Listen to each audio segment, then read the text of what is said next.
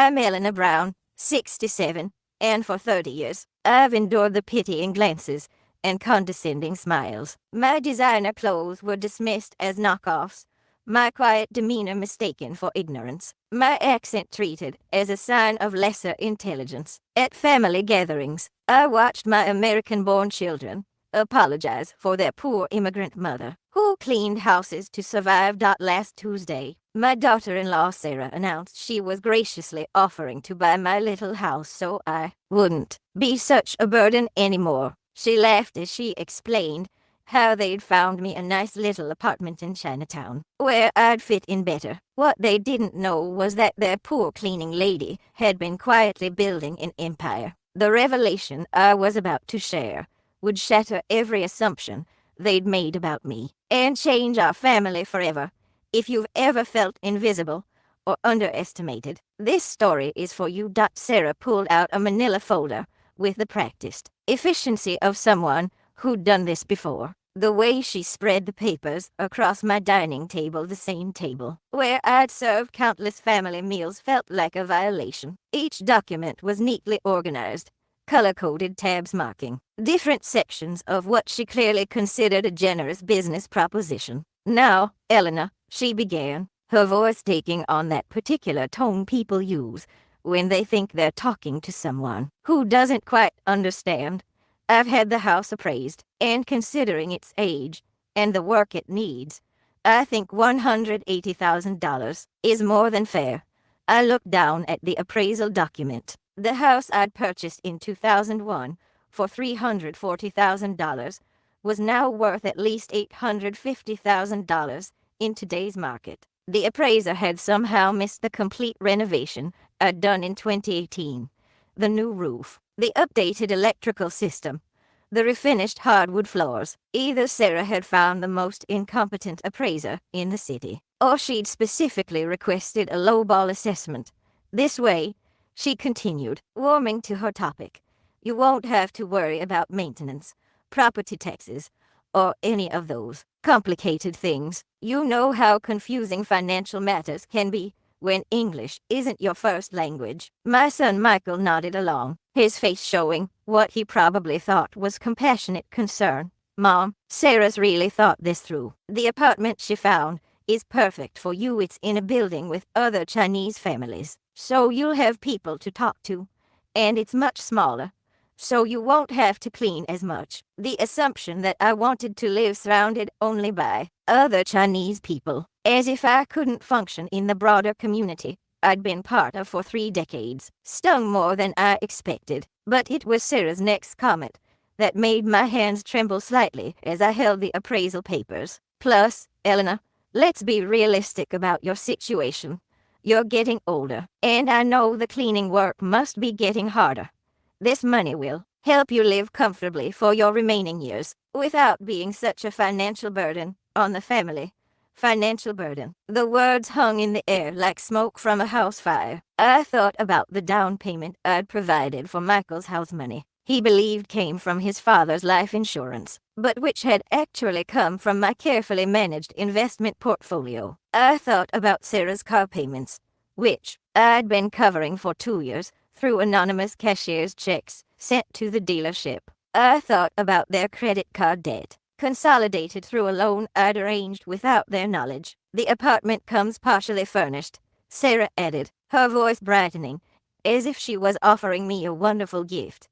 "So you won't need to worry about moving all this old furniture.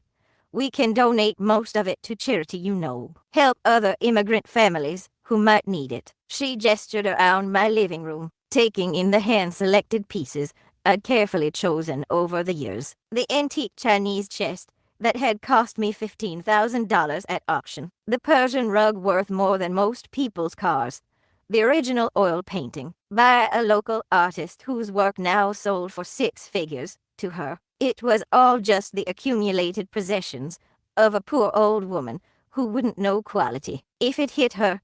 "I've even arranged for a moving service," she continued. "They specialize in helping seniors downsize. Very gentle, very understanding of the emotional difficulties." I set the papers down carefully and looked at each face around my table. my son, nodding encouragingly.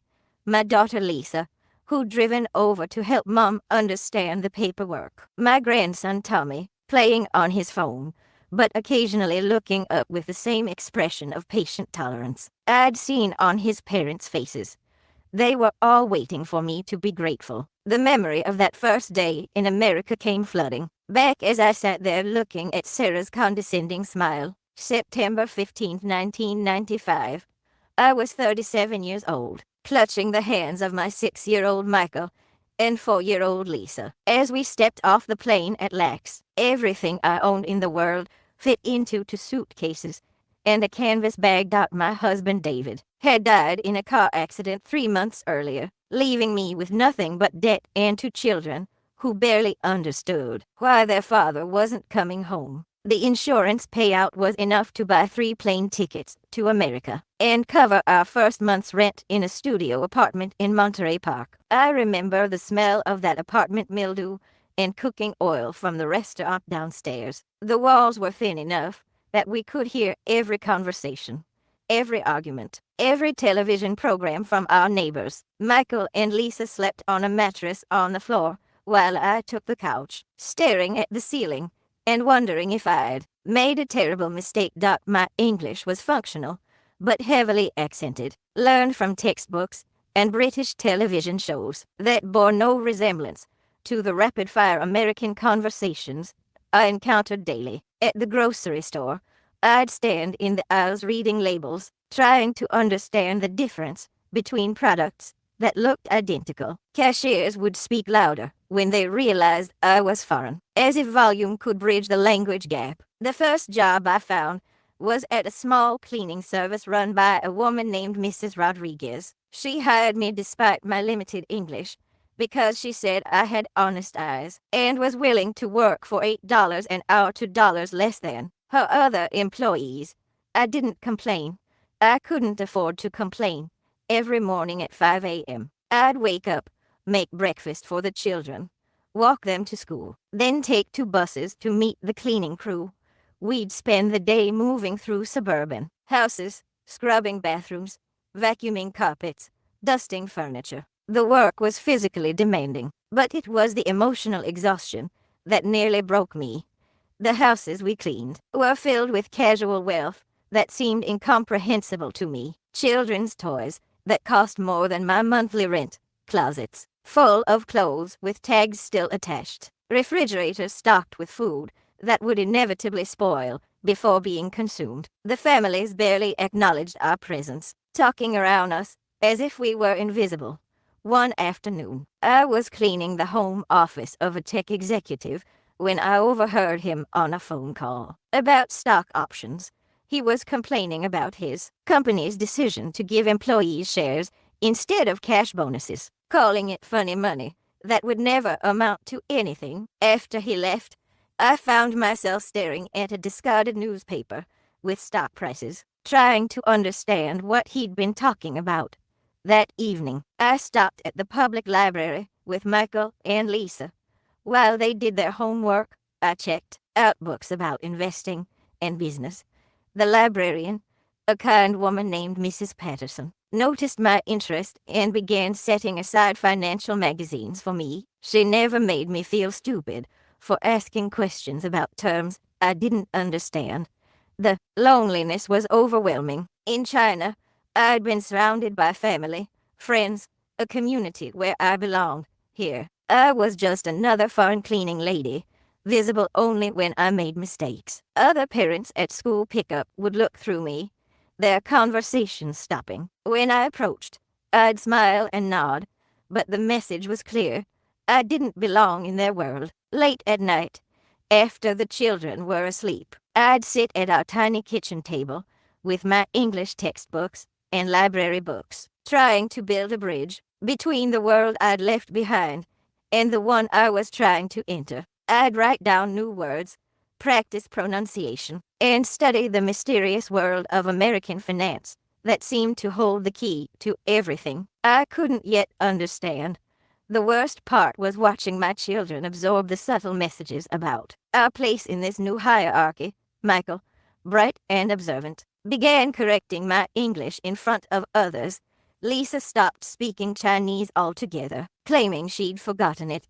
They were ashamed of me, and I couldn't blame them. In their young minds, assimilation meant distancing themselves from everything that marked them as different, including their mother. But even in those dark early months, I felt something stirring inside me. Call it stubbornness, call it survival instinct, call it the immigrant's refusal to be defined by other people's limitations. I was going to make this work, not just for my children, but for myself. I was going to prove that the woman they saw as just another cleaning lady had depths they couldn't imagine. By 1997, I'd saved enough money to leave Mrs. Rodriguez's cleaning service and start my own. It wasn't ambition that drove me initially, it was simple mathematics. I was doing the same work for $8 an hour that the service was charging clients $25 for, even accounting for supplies and transportation. The numbers didn't make sense. I registered Elena's cleaning service with the county clerk, a process that required 3 trips, and the help of Mrs. Patterson, who'd become my unofficial mentor. The business license cost me $65 money I'd saved by skipping lunch for 6 weeks. That certificate, printed on official-looking paper with an embossed seal, was the first document that made me feel like a real American businesswoman. Finding clients meant knocking on doors in neighborhoods where I already worked, explaining, in my still imperfect English, that I could provide the same quality service for less money. Some homeowners were interested in the savings. Others seemed uncomfortable with the idea of hiring an independent contractor, especially one who looked and sounded like me. Mrs. Jennifer Walsh became my first regular client. She was a recently divorced teacher raising 2 teenagers on her own, and she understood the struggle of stretching every dollar. She paid me $15 an hour, a significant raise from my previous situation. And more importantly, she treated me with respect. She'd leave me notes about specific areas that needed attention, always ending with thank you. Elena, in her careful handwriting, word spread slowly through her network of friends and neighbors. Within 6 months, I had 8 regular clients and was working 6 days a week. The children complained about my absence, but I explained that this was temporary, that I was building something that would give us all a better life. The real breakthrough came when I started working for Dr. Patricia Hendricks, a cardiologist who lived in a sprawling house in San Marino. She was incredibly detail-oriented and demanding, but she was also fair. More importantly, she was impressed by my work ethic and reliability. One afternoon, she asked me about my background. When I told her about my education in China, I'd studied business and accounting before marriage interrupted my career. She was surprised. "Elena, you're clearly intelligent and capable. Have you considered expanding your business?" That conversation planted a seed. I began researching how cleaning services grew beyond one-person operations.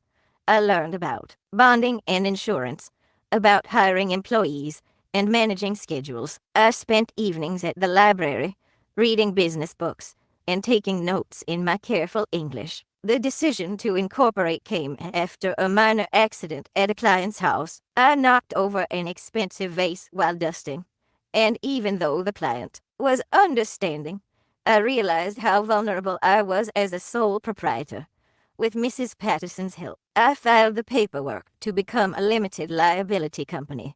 By 1999, I had hired my first employee, Maria, another immigrant who understood the importance of thorough, reliable work. Teaching her my methods forced me to articulate my standards and systems, turning my intuitive approach into something more professional. The irony wasn't lost on me that while I was building a business, my clients still saw me as just a cleaning lady. They'd discuss their personal problems in front of me, financial troubles, relationship drama, business challenges, as if I couldn't understand or didn't matter. But I was learning from every conversation, absorbing lessons about American business culture that no textbook could teach. Dr. Hendricks eventually referred me to several of her colleagues, and my client base grew to include other professionals, lawyers, executives, real estate agents. Each new client was a window into a different aspect of American success, and I studied them all. The children's attitudes toward my work remained complicated. They were proud that I was my own boss, but they still seemed embarrassed by what I did for a living. When their teachers asked about their parents' occupations, they'd mumble something vague about me being self-employed without mentioning the cleaning aspect. I understood their feelings. In their world, success was measured by titles and office buildings, not by the entrepreneurial spirit that turned $8 an hour into a growing business. They couldn't see that every toilet I scrubbed and every floor I mopped was building something larger than they could imagine. But I could see it every night as I counted the day's earnings and entered numbers into my careful bookkeeping system. I was laying the foundation for something that would change our lives forever. The moment that changed everything happened in November 1998 in the home office of Robert Martinez, a software engineer who worked for a company called Apple. I was dusting his computer monitor when he got a phone call that I couldn't help but overhear. "I'm telling you, man, this stock split is going to be huge," he said, leaning back in his chair. "I bought 1,000 shares at $32 last year, and now they're trading at over 60. When they split to 4-1 next month, I'll have 2,000 shares." I didn't understand the mechanics of what he was describing, but I understood the excitement in his voice. After he left for a meeting, I found myself staring at the stock certificates scattered across his desk. These pieces of paper represented ownership in companies, and apparently they could increase in value. That evening, I went to the library and checked out every book I could find about investing. Mrs. Patterson had moved to a different branch, but her replacement, Mr. Thompson, was equally helpful. He explained basic concepts like stocks, bonds, and mutual funds, speaking slowly and patiently as I took careful notes. The idea that money could work for you, rather than the other way around, was revolutionary to me. I'd been raised with the Chinese concept of saving money in banks, where it would earn modest interest but remain safe. The American notion of putting money at risk to potentially earn more was both terrifying and exciting. My first investment was $100 in Apple stock. I walked into a discount brokerage office in Pasadena, wearing my best outfit, and explained to the young broker that I wanted to buy shares. He looked at me skeptically, a middle-aged Chinese woman with accented English, wanting to invest such a small amount, but he processed the transaction. I remember holding that stock certificate, my name printed in official letters, Elena Chen. 3 shares. It felt like holding a piece of the American dream. Those 3 shares cost me $33 each, plus a $15 commission that seemed enormous at the time. For weeks, I checked the newspaper stock prices religiously. Apple fluctuated between $28 and $35, and each change felt personal. When it dropped to 28, I lay awake worrying I'd made a terrible mistake. When it climbed to 35, I felt like a financial genius. The stock split happened exactly as Mr. Martinez had predicted. Suddenly, I owned 6 shares instead of 3, and the price adjusted to reflect the split. I didn't make any money, but I learned a valuable lesson about how the stock market worked. Over the following months, I began investing small amounts regularly, $50 here, $100 there, always money I could afford to lose. I bought shares in companies whose products I used or understood. Microsoft, because I'd learned to use their software at the library. McDonald's, because my children loved their food. Disney, because we'd watched their movies together. The learning curve was steep. I made mistakes, buying high and selling low, panicking when stocks dropped, and missing opportunities when they rose. But I was learning from each transaction, understanding the psychology of markets as much as the mechanics. My cleaning clients unknowingly became my investment advisors. Mr. Patterson, a financial planner, would leave research reports on his desk that I'd read while dusting. Mrs. Goldman, a retired banker, would discuss market trends with her husband over breakfast, never knowing I was absorbing every word from the kitchen. The most valuable lesson came from observing different approaches to money. Some clients were wealthy, but constantly worried about their investments, checking portfolios obsessively and making emotional decisions. Others seemed to invest methodically, ignoring short-term fluctuations and focusing on long-term growth. I decided to follow the second approach. I would invest small amounts consistently, choose companies I understood, and ignore the daily noise of market movements. It was a strategy born of necessity. I couldn't afford to spend my days watching stock prices, but it turned out to be remarkably effective. By the end of 1999, my small portfolio was worth nearly $3,000. It wasn't life-changing money, but it represented something profound. The possibility that I could build wealth beyond what my cleaning business could generate. More importantly, it gave me confidence that I could navigate the complex world of American finance. The children knew nothing about my investments. They saw me as their hard-working mother who cleaned houses to support them. They couldn't imagine that the woman who scrubbed their neighbors' bathrooms was also building a stock portfolio that would eventually dwarf most people's retirement savings. By 2003, my investment portfolio had grown to over $200,000, and I was ready to make my first real estate purchase. The property was a small duplex in Alhambra, nothing fancy, but it represented a crucial step beyond paper investments into tangible assets. The duplex cost me $180,000, and I put down $40,000 cash money that had grown from those first tentative investments in Apple and Microsoft. The rental income from both units would cover the mortgage payment and provide a small monthly profit. More importantly, I was now a property owner in the American sense, with all the tax advantages and appreciation potential that entailed. The irony of owning real estate while continuing to clean other people's homes wasn't lost on me. On Tuesdays, I'd collect rent from my tenants, making polite conversation about maintenance issues and lease renewals.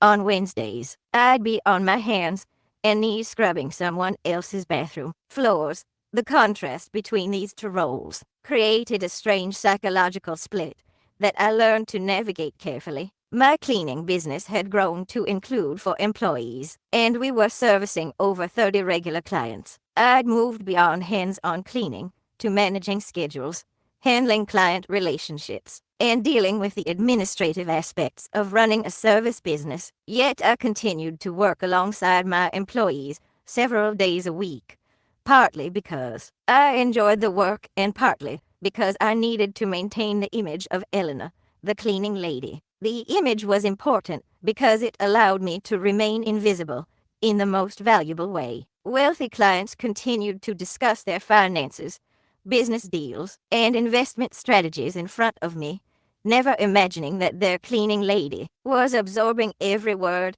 and applying those lessons to her own growing portfolio. I learned about real estate investment trusts from Mr. Davidson, a commercial property developer who would review market reports while I cleaned his home office. I discovered the power of dividend-paying stocks from Mrs. Chen, no relation, a retired portfolio manager who would analyze her quarterly statements aloud, seemingly for her own benefit, but actually educating me in the process.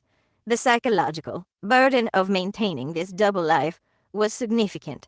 At parent-teacher conferences, I'd sit quietly while other parents discussed their professional achievements, knowing that my net worth exceeded most of theirs, but unable to share that reality. When Lisa's friend's mother made a casual comment about hoping her house cleaner was legal and trustworthy, I smiled politely while calculating that my stock holdings were probably worth more than her house. The children's attitudes toward my work became increasingly complicated as they entered their teenage years. Michael, now in high school, had developed an elaborate story about my being a home services consultant rather than a cleaning lady. Lisa simply avoided discussing my work entirely, changing the subject whenever friends asked about her mother's job. Their embarrassment stung, but I understood it. They were trying to fit into an American social structure that valued certain types of work over others. They couldn't see that the work I did, both visible and invisible, was building something that would give them opportunities they couldn't yet imagine. The real challenge was managing my growing wealth without attracting attention. I opened investment accounts at different brokerages spread across various institutions to avoid raising questions about how a cleaning lady could afford such investments. I used different variations of my name and address to maintain privacy. By 2005, I owned 3 rental properties and had a stock portfolio worth over $500,000. The rental income alone was more than most of my cleaning clients earned from their professional jobs. Yet every morning, I'd put on my work clothes, gather my supplies, and head out to clean their homes, listening to their complaints about money troubles while mentally calculating my own asset allocation. The duplex became the foundation for additional real estate investments. I refinanced it to pull out equity, using the cash to purchase a small office building that housed a dentist's practice and an accounting firm. The commercial property required more active management, but it generated higher returns and gave me insights into business operations. Beyond residential cleaning, each success reinforced my confidence in my ability to build wealth, but it also deepened the isolation I felt from my family and community. I was succeeding in ways that would have made my parents proud, but I couldn't share that success with the people who mattered most. The cleaning lady persona had become both my shield and my prison, protecting my privacy while preventing authentic connections. Late at night, reviewing my portfolio statements and property management reports, I'd sometimes wonder if the secrecy was worth it. But then I'd remember the dismissive looks, the casual racism, the assumptions about my intelligence and capabilities, and I'd realize that invisibility was my greatest asset. Let them underestimate me. Let them think I was just another immigrant, struggling to get by. Their blindness was my advantage. The first time I truly understood the depth of my children's embarrassment was during Michael's senior year of high school. I was running late to his awards ceremony because one of my clients had a plumbing emergency that flooded their kitchen. I'd spent 2 hours cleaning up water damage, my hands pruned and my clothes damp, before rushing to the school auditorium. I slipped in during the middle of the ceremony, finding a seat in the back row. Michael was receiving an award for academic excellence, and as he walked across the stage, I felt the familiar surge of pride mixed with exhaustion. After the ceremony, I waited by the exit to congratulate him. When he saw me, his face went through a series of expressions: happiness at seeing me, then embarrassment, then something that looked almost like panic. His girlfriend Ashley was with him, along with several classmates and their well-dressed parents. I was still in my cleaning clothes, my hands bearing the evidence of my afternoon's work. "Mom," he said, his voice tight, "what are you doing here?"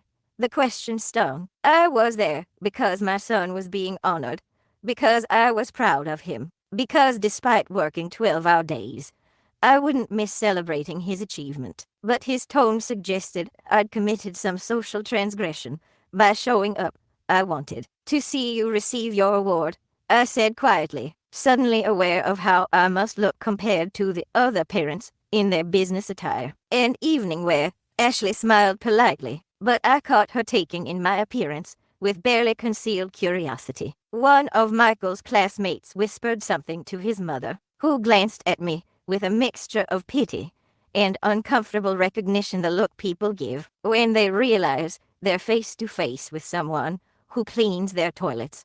Later that evening, Michael and I had our first real argument about my work. He'd been accepted to UCLA with a partial scholarship, and the pressure of fitting in with his college-bound peers was weighing on him. "Mom, I appreciate everything you do," he began, his voice careful and measured. "But couldn't you have changed clothes before coming to the ceremony?" I looked down at my uniform, the polo shirt with Elena's cleaning service embroidered on the pocket. It was clean but wrinkled, practical, but not elegant. To him, it was a source of shame. To me, it represented years of sacrifice and hard work that had made his education possible. This is who I am, I said. This work pays for your school, your clothes, your future.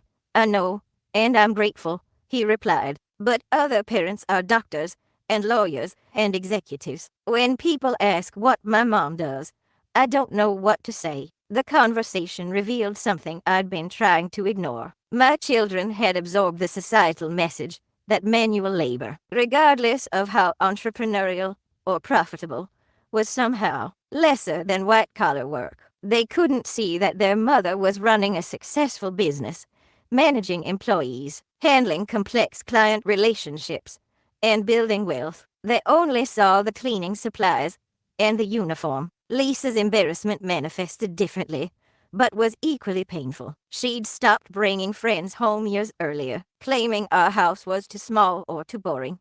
I later learned from a neighbor that she'd been telling classmates we lived in a different house, a larger one. She'd seen featured in a magazine. The lies were elaborate and creative, according to Lisa's version of our life. I worked in hospitality management for wealthy families. She'd describe imaginary business trips and professional conferences I allegedly attended.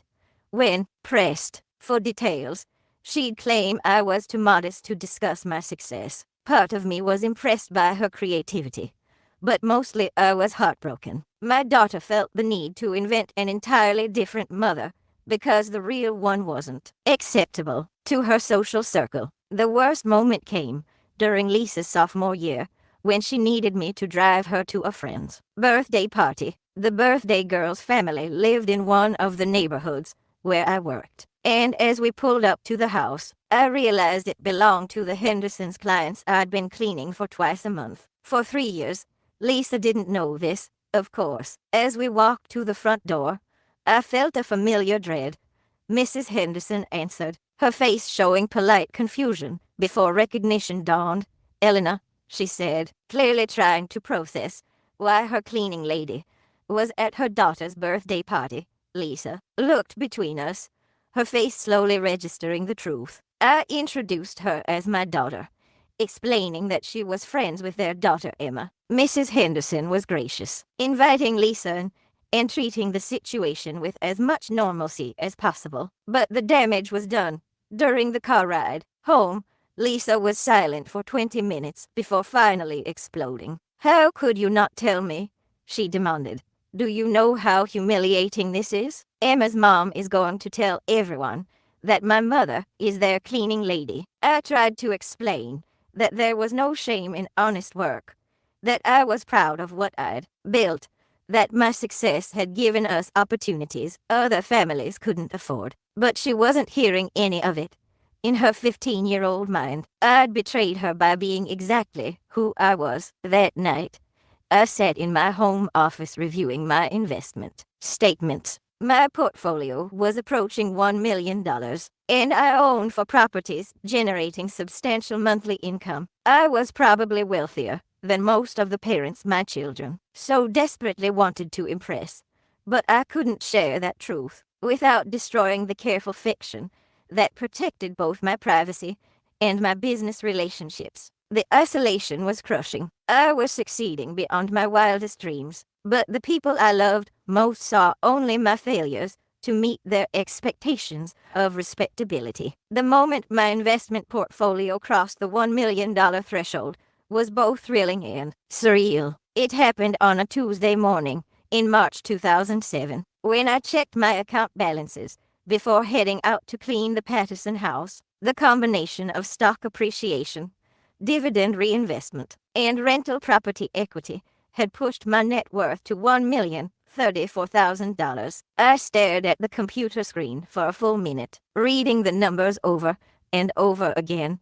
Elena Chen, former single mother who'd arrived in America with nothing, was now officially a millionaire.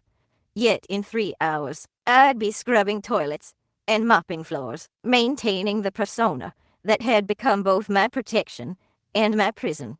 The milestone forced me to think more strategically about my investments. I could no longer afford the luxury of small, scattered purchases. With serious money came serious responsibility, and I needed to educate myself about wealth management, tax strategies, and estate planning. I began meeting with financial advisors, presenting myself as a business owner with family money to invest. It wasn't entirely false. My cleaning business was indeed profitable, and I did have family money, just not in the way they assumed. I'd learned to dress well for these meetings, speaking confidently about my goals and risk tolerance. The advisors were helpful, but condescending in ways they probably didn't realize. They'd explain basic concepts slowly, assuming that someone with my accent couldn't possibly understand complex financial instruments. I'd nod politely while internally calculating that my returns had consistently outperformed their recommended portfolios. My real education came from unconventional sources. Dr. Martinez, an emergency room physician, would discuss his moonlighting investments in medical device startups while I organized his home office. I learned about sector rotation from Mrs. Kim, a fund manager who'd review her quarterly reports aloud during my weekly visits. Mr. Thompson, a real estate developer, provided insights into commercial property investments as he worked from home on major deals. The technology sector was booming, and I'd been investing in Apple, Microsoft, and Google since their early days.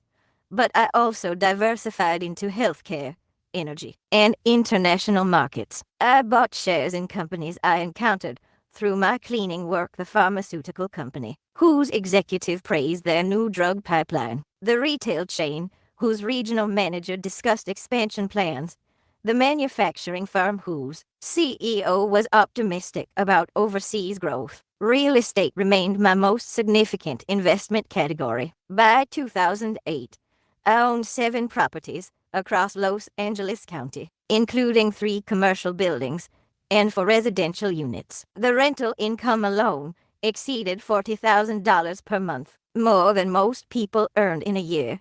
Yet I continued to arrive at cleaning jobs in my modest Honda Civic, carrying supplies in a battered toolbox. The financial crisis of 2008 tested my resolve like nothing before. My stock portfolio lost nearly 30% of its value in 6 months, and several tenants struggled to pay rent. Property values plummeted, and some of my real estate investments were suddenly underwater. While my wealthy clients panicked about their losses, I saw opportunity. I'd been through economic hardship before, real hardship, not the kind that meant delaying a luxury vacation or driving last year's car. This was different. This was a chance to buy quality assets at discount prices. I liquidated some of my more speculative holdings and used the cash to purchase 2 additional properties from desperate sellers. I bought more shares in solid companies whose stock prices had been hammered by irrational fear, while others were selling in panic.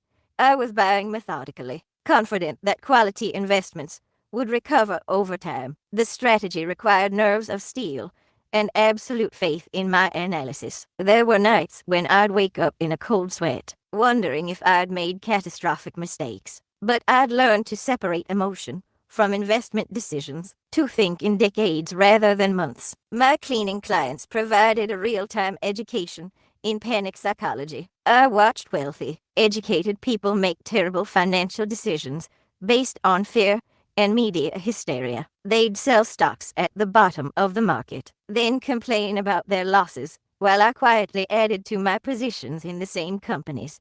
The recovery, when it came, was dramatic. By 2010, my portfolio had not only recovered its losses, but had grown substantially beyond its pre-crisis peak. The real estate I'd purchased during the downturn had appreciated significantly, and the stocks I'd accumulated were paying higher dividends on my larger holdings. More importantly, I'd learned that my investment approach was sound. I could withstand market volatility, think independently, and capitalize on opportunities that others missed. The cleaning lady persona had given me access to information and perspectives that traditional investors never saw. I celebrated my second million in net worth alone, sitting in my home office at midnight, reviewing statements that showed a balance of $2,100,000. The woman who'd started with $100 in Apple stock now had a diversified portfolio that generated more passive income than most people's salaries. Yet the next morning, I put on my uniform and drove to the Wilson house, where I spent 4 hours cleaning bathrooms and organizing closets. Mrs. Wilson complained about her financial struggles, while I calculated that my dividend income that month would exceed her husband's salary. The contrast was becoming increasingly difficult to bear, but I wasn't ready to give up the invisibility that had served me so well. Michael's wedding to Sarah in June 2015 was supposed to be the happiest day of our family's life. Instead, it became a masterclass in how money flows invisibly, while credit goes to those who merely present. Well, the wedding cost $85,000. Michael and Sarah had initially planned a modest ceremony at a local community center, but their budget kept expanding as Sarah's vision grew more elaborate. They wanted the reception at the Langham Hotel in Pasadena, with a sit-down dinner for 200 guests, a live band, and premium bar service. The couple's combined income couldn't support such extravagance. Michael was working as a junior marketing coordinator, earning $45,000 a year, while Sarah was a part-time dental hygienist making $28,000. Their savings account held less than $3,000, and they were already carrying credit card debt from their move to a new apartment. 3 months before the wedding, Michael came to me with tears in his eyes. "Mom, I don't know what to do. Sarah has her heart set on this wedding, but we can't afford it. Her parents said they'd contribute $10,000, but we're still short by more than $60,000. I listened to his distress while calculating that the shortfall represented less than 1 month of my investment income. My portfolio was now worth over $8 million, generating substantial quarterly dividends. The wedding cost was a rounding error in my financial statements. What if you found out there was life insurance money from your father that you didn't know about? I suggested carefully, something that had been invested and growing all these years. Michael's face lit up with hope and confusion. "Is there? I thought we used all of Dad's insurance money when we first came to America." I explained that there had been a second, smaller policy that I'd forgotten about, one that had been invested in a conservative fund and had grown over the years. It wasn't entirely false. There had been additional insurance money, though not nearly as much as I claimed. The investment growth story was true, just not in the way he understood it. Within a week, I arranged for a cashier's check for $70,000 to be delivered to Michael, supposedly from the insurance company's investment division. I created official-looking documentation showing the policy's growth over 20 years, complete with annual statements that appeared legitimate. Michael was overwhelmed with gratitude and relief. "Mom, I can't believe Dad's foresight saved our wedding. Sarah is going to be so happy." The irony was crushing. My current husband, Michael's stepfather, whom I'd married in 2003, was a kind man who earned a modest income as a bookkeeper. He knew nothing about my wealth, believing I was simply a successful small business owner. Even he was impressed by this apparent windfall from Michael's biological father. Sarah's reaction was exactly what I'd expected. She threw herself into planning an even more elaborate wedding, knowing the money was available. She hired a wedding planner, upgraded the floral arrangements, and added a champagne toast for all guests. The woman, who would later offer to help me by buying my house, was spending my money with gleeful abandon. The wedding day itself was beautiful and painful in equal measure. Sarah looked stunning in her $3,000 dress, which I'd also secretly funded through another discovered insurance benefit. Michael was handsome and happy, surrounded by friends and family who celebrated the young couple's good fortune. During the reception, I sat at a table with other family members, wearing a modest dress I'd purchased at Nordstrom Rack. Several guests commented on how lucky Michael was to have discovered the insurance money. and how responsible his father had been to set up such a solid financial foundation. Sarah's maid of honor gave a speech praising Sarah's financial wisdom and planning skills. "Sarah is so smart about money," she declared. "She's the one who figured out how to make this dream wedding happen within their budget." The applause was enthusiastic, and Sarah beamed with pride at being credited with financial acumen she didn't possess. The most painful moment came during the father-daughter dance. Sarah's father, a middle manager at an insurance company, danced with his daughter while the band played Butterfly Kisses. During his speech, he talked about providing for Sarah throughout her life and ensuring she had everything she needed. The guests applauded his devotion and financial sacrifice. I knew that Sarah's father earned about $65,000 per year and had contributed his promised $10.0 by taking a loan against his 401k. His sacrifice was real and meaningful, representing months of financial stress and planning. Yet he was receiving credit for a wedding that I had actually funded, while I sat anonymously at table 12, applauding politely.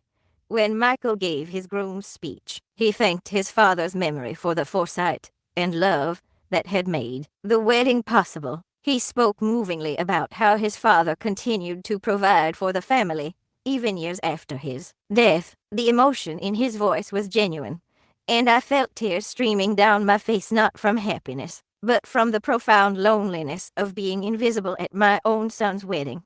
During the reception, I overheard conversations that revealed how the wedding was being perceived. Sarah's relatives marveled at Michael's family money and whispered about how lucky Sarah was to marry into such a financially stable situation. Michael's friends speculated about inheritance and family wealth they'd never suspected. The wedding planner, a sharp woman named Victoria, approached me during the cocktail hour. "You must be so proud," she said. "It's wonderful when families can afford to give their children such a beautiful start to married life." I nodded and smiled, accepting congratulations for generosity that no one knew was mine. The praise felt hollow, like being thanked for someone else's gift while the real giver remained unknown. Later that evening, as the newlyweds prepared to leave for their honeymoon in Hawaii, another gift I'd secretly funded through a wedding bonus Michael's employer had supposedly provided. Sarah hugged me goodbye. "Thank you for everything, Elena," she said, her voice warm but condescending. "I know this must have been hard on your budget, and we really appreciate the sacrifice." She was referring to the $500 I'd officially contributed toward the rehearsal dinner, a token amount that represented what she thought I could afford. The real sacrifice was sitting silently while others received credit for my $85,000 investment in their happiness. As I drove home that night, I reflected on the strange mathematics of family relationships. I'd provided everything that made the wedding possible, yet I was thanked for contributing almost nothing. The couple would start their married life believing in Michael's inherited financial security, never knowing that their real security came from a woman they saw as a struggling immigrant who cleaned houses for a living. The wedding album, when it arrived months later, told the story everyone believed, a young couple's fairy tale beginning, made possible by a deceased father's foresight and a generous father-in-law's sacrifice. I appeared in a few background photos, a quiet presence at the margins of a celebration I'd actually created. Michael and Sarah sent thank you cards to everyone who'd contributed to their special day. Mine thanked me for my love and support, and mentioned how much the rehearsal dinner contribution had meant to them. There was no acknowledgement of the real gift I'd given them, because they had no idea it existed. I first met Sarah Chen Williams in December 2013, when Michael brought her home for Christmas dinner. She was 26, blonde, and carried herself with the confidence of someone who'd never doubted her place in the world. Her handshake was firm, her smile practiced, and her eyes took in our modest home with poorly concealed assessment. "It's so nice to finally meet you, Mrs. Chen," she said, pronouncing my name carefully, but with slight emphasis on each syllable, as if speaking to someone who might not understand English well. Michael has told me so much about you. During dinner, she peppered me with questions that felt more like an interview than casual conversation. What part of China was I from? How long had I lived in America? What exactly did my cleaning business involve? Each question was politely phrased, but carried an undertone of evaluation, as if she was gathering information for some future use. I answered honestly, but carefully, sensing that my responses were being catalogued and analyzed. When I mentioned that I'd studied business in China before immigrating, Sarah nodded politely, but her expression suggested she found this claim questionable. A common enough story among immigrants trying to elevate their backgrounds. That's fascinating, she said in a tone that implied the opposite. It must have been such an adjustment coming here and starting over in a completely different field. The assumption that I'd somehow fallen from business student to cleaning lady rather than built a successful service company from nothing was evident in her voice. She'd already constructed a narrative about my life that fit her preconceptions, and nothing I said was likely to change it.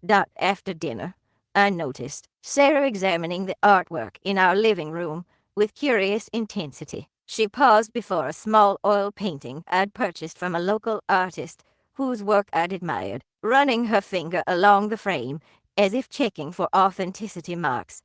"This is lovely," she said to Michael, not addressing me directly. "Where did it come from?" "Mom picked it up somewhere," Michael replied casually, clearly not thinking much about the piece. "She has good taste in art."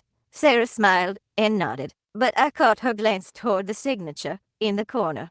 The painting was by Maria Rodriguez, a now successful artist whose early work I'd been collecting for years. Sarah probably assumed it was a reproduction or local craft fair purchase. Over the following months, as Michael and Sarah's relationship became more serious, I observed her carefully. She was intelligent and ambitious, working as a dental hygienist while studying for her bachelor's degree in healthcare administration. Her goals were admirable, and her dedication to her studies was impressive. But there was something calculating in how she approached relationships and social situations. She had an uncanny ability to assess people's value and adjust her behavior accordingly. With Michael's friends, who worked in tech or finance, she was charming and engaged. With me, she was polite but distant, offering the kind of surface-level respect you'd show to a helpful service provider. The most telling moment came during Easter dinner in 2014. Sarah arrived wearing a new designer purse that I recognized from my recent trip to Beverly Hills.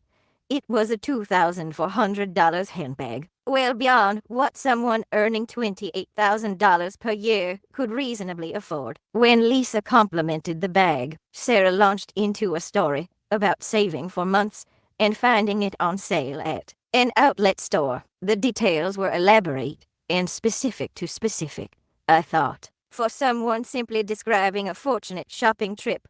Later, while helping in the kitchen, Sarah casually mentioned her family's financial struggles, her father's medical bills, her mother's reduced hours at work, her own student loans mounting with each semester. The story was designed to evoke sympathy and perhaps explain why she couldn't contribute more to family gatherings or gift exchanges.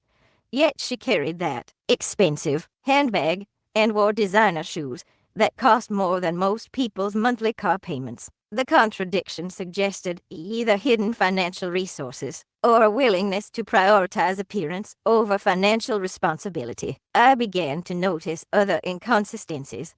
Her apartment, which Michael described as modest, was actually in an upscale complex with amenities that commanded premium rent.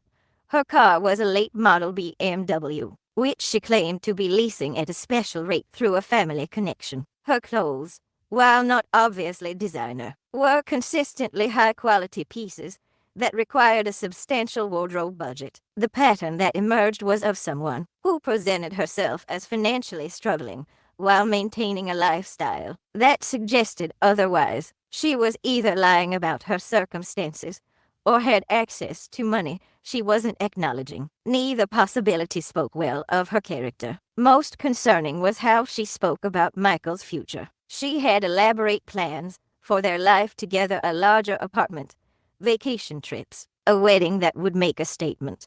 When Michael mentioned budget constraints, she'd wave dismissively and say things like, "We'll figure it out," or "money has a way of working itself out." She seemed to believe that financial problems were temporary inconveniences that would resolve themselves through optimism and determination. It was the attitude of someone who'd never experienced real financial hardship, who couldn't imagine that money might actually run out or that dreams might be constrained by economic reality. By the time Michael announced their engagement in early 2015, I'd formed a clear impression of Sarah Chen Williams. She was attractive, ambitious, and socially adept. She was also materialistic, calculating, and possessed of a casual racism that she probably didn't even recognize in herself. Most dangerously, she seemed to view my son as a financial opportunity rather than a romantic partner. The condescension began subtly, woven into conversations and gestures that seemed helpful, but carried underlying messages about my supposed limitations. By 2018, 3 years into Michael and Sarah's marriage, these interactions had become a regular feature of family gatherings. Christmas 2018 was particularly memorable for all the wrong reasons. I'd spent weeks selecting gifts for everyone, choosing items I thought they'd genuinely appreciate and use. For Sarah, I'd found a beautiful silk scarf at Neiman Marcus, a Hermes piece that cost $400, but which I thought would complement her professional wardrobe. When she unwrapped it, her face showed polite surprise, followed by what I can only describe as patronizing concern. "Oh, Elena, this is lovely," she said, holding the scarf up to the light. "Where did you find it?" I told her I'd bought it at Neiman Marcus, and her expression shifted to gentle alarm. "Oh my goodness, I hope you didn't spend too much. These department stores can be so expensive, and I know they sometimes prey on people who aren't familiar with designer pricing." She was suggesting, as kindly as possible, that I'd been taken advantage of by clever salespeople who'd convinced a naive immigrant to overpay for a knockoff. The assumption that I couldn't distinguish between authentic and fake designer goods, or that I couldn't afford to shop at upscale stores, was clear in her tone. "Maybe we should check the receipt," she continued. "Sometimes these places have generous return policies, especially if they realize a customer didn't understand what they were buying." Michael, who was opening his own gifts nearby, looked up with concern. "Mom, you didn't need to spend so much on us. We know money is tight." The gift I'd given him, a professional-grade camera he'd mentioned wanting, had cost $1,200 to them. It represented a significant financial sacrifice on my part. In reality, it was less than I'd earned in dividend payments that morning. Sarah eventually kept the scarf, but mentioned several times throughout the evening how generous I'd been, and how I shouldn't have splurged on such an expensive gift. She seemed to view my generosity as evidence of poor financial judgment, rather than genuine affection. The pattern repeated at every family gathering. When I brought high-quality wine to dinner parties, Sarah would comment on how I must have saved up for such nice bottles. When I suggested restaurants for family celebrations, she'd gently redirect us to more budget-friendly options that would be easier on everyone's wallet, clearly meaning mine.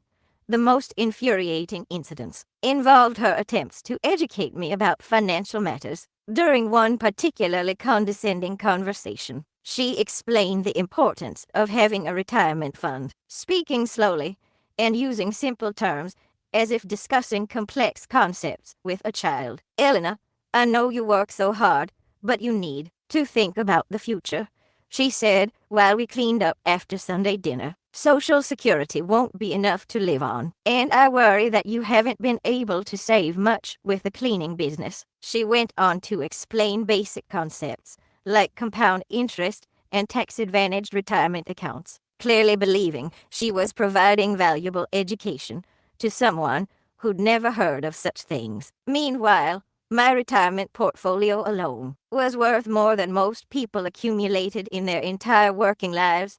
Sarah means well, Michael told me later when I mentioned feeling patronized. She's just worried about your financial security. We all are. The we all was revealing. My family had apparently been discussing my finances behind my back, agreeing that I was financially vulnerable and needed their guidance and protection. They'd appointed themselves as my advisors and advocates, never suspecting that their poor mother had more money than they could imagine. Sarah's condescension extended beyond financial matters. She'd help me navigate technology, explaining how to use smartphone apps with exaggerated patience. She'd offer to review contracts for my cleaning business, assuming I couldn't understand legal language. She'd suggest improvements to my business model, clearly believing that someone with her college education could offer valuable insights. To a mere cleaning lady, the breaking point came during Lisa's birthday dinner in March 2019. I'd made reservations at an upscale restaurant in Beverly Hills, thinking the family would enjoy trying somewhere special. When we arrived, Sarah took one look at the menu prices and pulled me aside. "Elena, I think there's been a mistake," she whispered urgently. "This place is incredibly expensive. A single entree costs more than $50. We should probably go somewhere else before we even sit down." She was trying to save me from the embarrassment of being unable to afford the meal I'd suggested. Her concern seemed genuine, but it was built on the assumption that I was financially naive and had gotten in over my head. When I assured her that I could handle the cost, she looked skeptical. "Are you sure?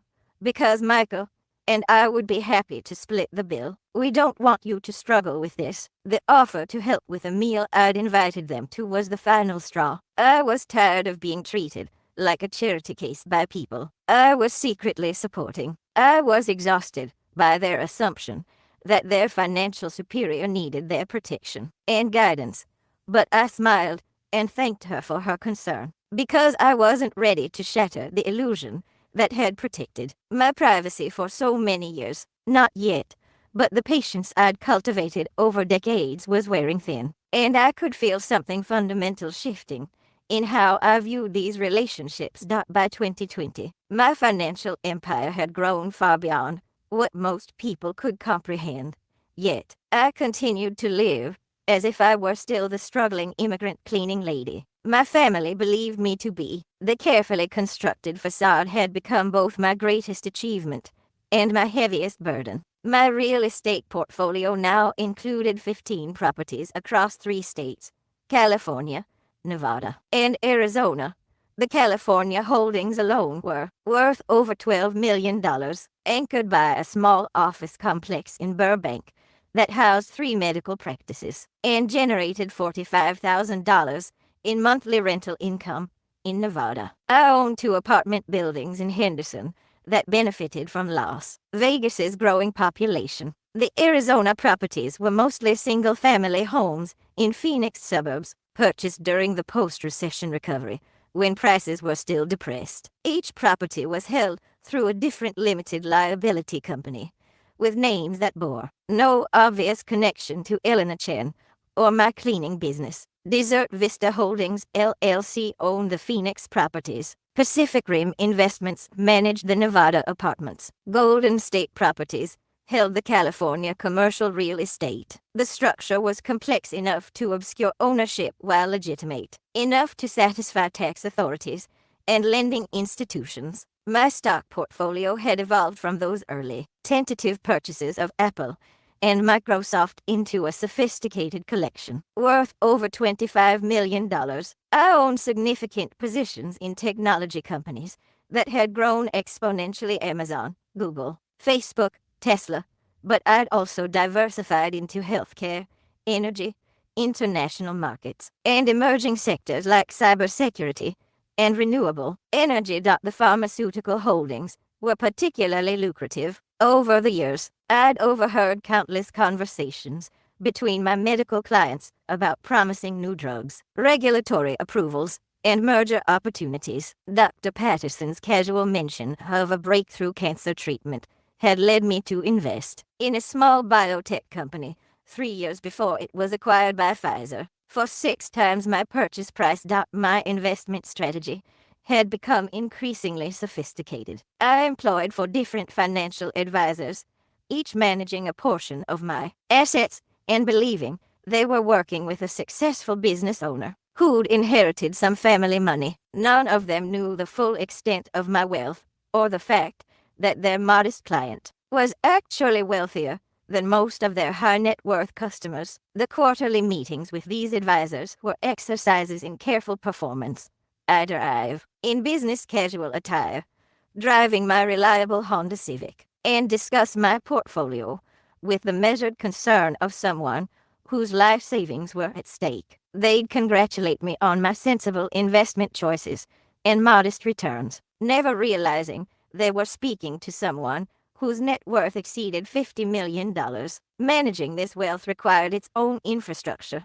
I employed an attorney who specialized in privacy trusts and estate planning, though he believed he was working with a successful entrepreneur rather than a secret millionaire. My accountant, a thorough woman named Patricia Kim, handled the complex tax implications of multiple LLCs, rental income, and capital gains, all while maintaining the fiction that I was simply a hard-working small business owner who'd made some smart investments. The irony of wealth management was that success bred more success. Banks competed to offer me investment opportunities because my account balances qualified me for private banking services. I received invitations to exclusive investment seminars and private equity offerings reserved for ultra-high net worth individuals.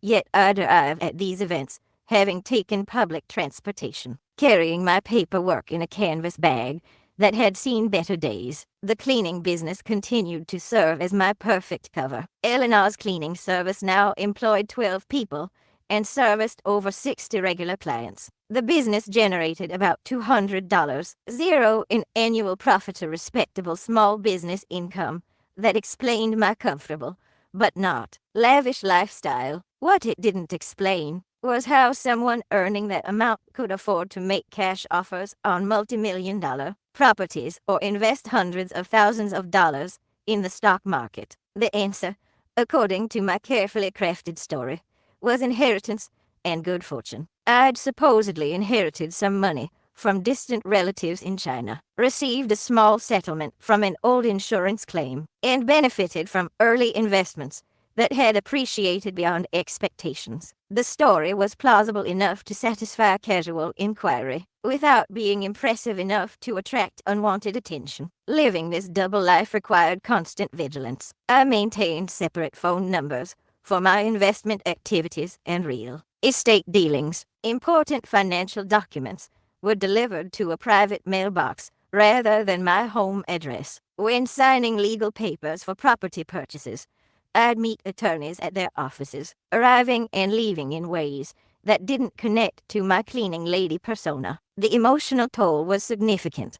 I'd built something extraordinary, a financial empire that provided security for generations, but I couldn't share that achievement with anyone. My family saw me as a hardworking, but financially vulnerable woman who needed their protection and guidance. My clients treated me as invisible help, never suspecting that their cleaning lady was wealthier than they were.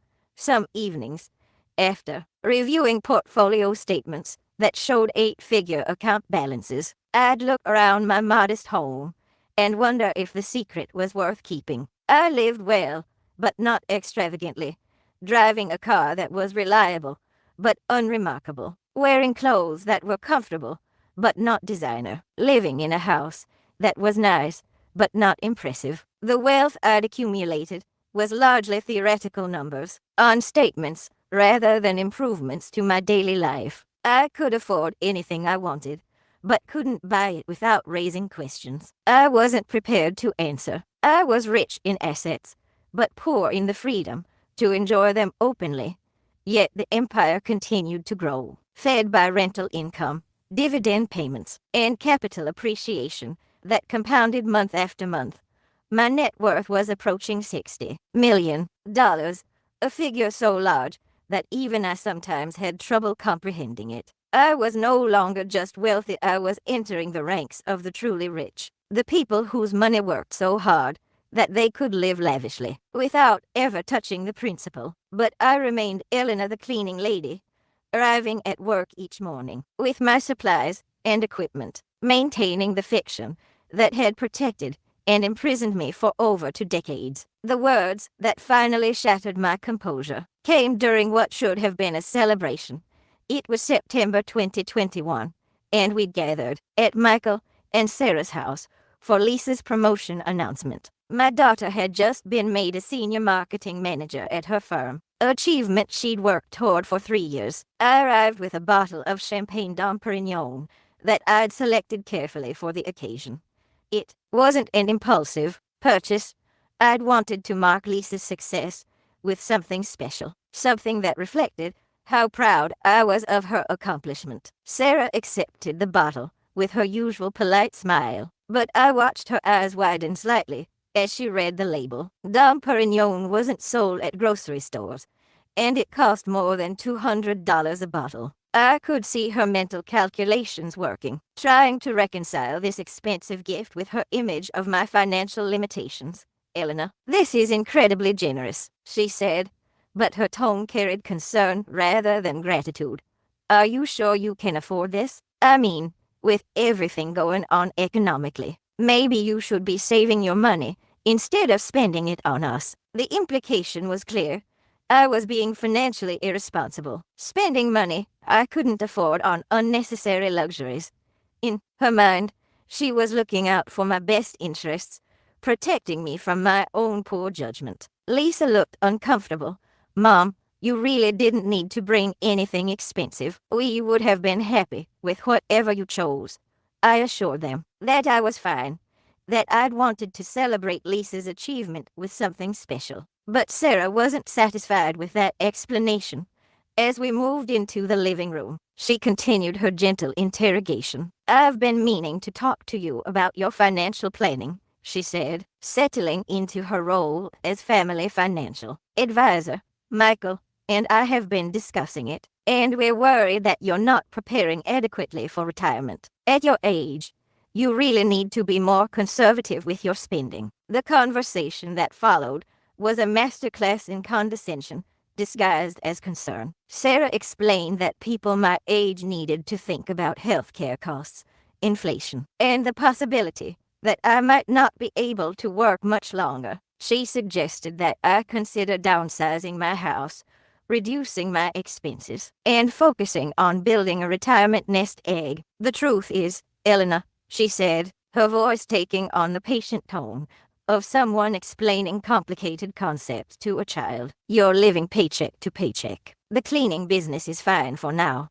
But what happens when you can't do physical work anymore? You don't have a pension or substantial savings. We're worried about you becoming a burden on the family. The word burden hit me like a physical blow. After everything I'd quietly provided, the wedding funding, the house down payment, the car loans, the credit card payments, she was worried about me becoming a financial burden on them. I think maybe you've been living in a bit of denial about your situation, Sarah continued, warming to her topic. It's natural for someone in your position to want to maintain appearances, to spend money on nice things, to feel successful. But at some point, you need to face reality. Michael nodded along with his wife's assessment. Mom, we love you, and we want to help. Maybe it's time to think about making some changes. Sarah's really good with money, and she could help you create a budget, figure out how to cut expenses. Lisa joined in, her voice gentle but firm. Mom, we've all noticed that you sometimes spend money on things that seem beyond your means. The expensive gifts, the nice restaurants you suggest. We appreciate the thought, but we're concerned about your financial judgment. I sat there listening to my children, grown adults, whom I'd supported financially for their entire lives, lecture me about fiscal responsibility. They were united in their concern for my welfare, convinced that I was living beyond my means and heading toward financial disaster. Sarah's final comment was the one that broke something fundamental inside me. Elena, I hope you don't take this the wrong way, but sometimes immigrants from your generation have unrealistic expectations about American life. You see wealthy people around you, the families you clean for, and you try to copy their lifestyle without understanding that you can't afford it. It's not your fault, but it's not sustainable either. The casual racism embedded in her observation was breathtaking. She was suggesting that I was essentially playing dress-up, trying to imitate the wealthy Americans I served, without understanding my place in the social hierarchy. In her mind, I was a poor immigrant woman with delusions of adequacy. That night, I couldn't sleep. I lay in bed staring at the ceiling, feeling my heart racing with a combination of rage and hurt that I hadn't experienced since those early days of struggling to establish myself in America. The physical symptoms of stress, the tight chest, the shallow breathing, the trembling hands intensified over the following days. 3 weeks later, I ended up in the emergency room with what the doctors initially thought might be a heart attack. The test showed that my heart was fine, but my blood pressure was dangerously elevated, and I was suffering from severe anxiety.